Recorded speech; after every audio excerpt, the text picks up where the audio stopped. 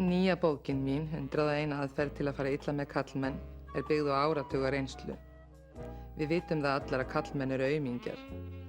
Í bókinni minni segi ég frá því hvernig þú getur eyðilagt líf mannsins í lífið þínu á fljótlegan og auðveldan hátt.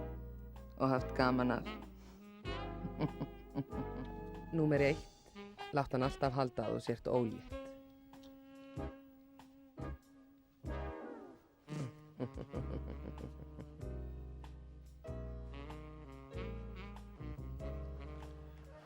Já, ég myndi vilja að við lyftum glösum fyrir honum Sigurði.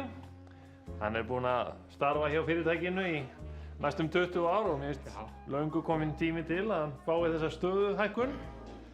Skál, Siggi. Skál. Gaman fyrir að Sigga minn. Já. Það er bara eitt við þessa stöðuhækkun sem er svo skrítið. Ég skil það ekki, það er svo skrítið. Hvernig í óskopunum er þetta að veita manni stöðuhækkun sem nær honum ekki einu sinni upp? Það er svo skrítið, ég skil það ekki. Skál, Siggi minn.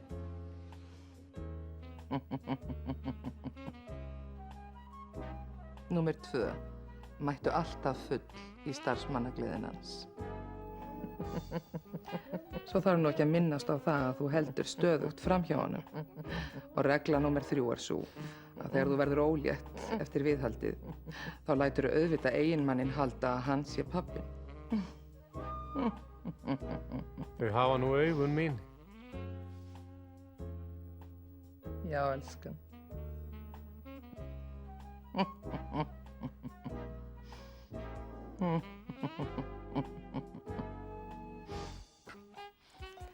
Hundrað og ein aðferð til að fara illa með karlmenn er bók sem gefur lífinu gildi. Þetta er skemmtileg bók fyrir allar konur. Vertu tík og býttu frá þér.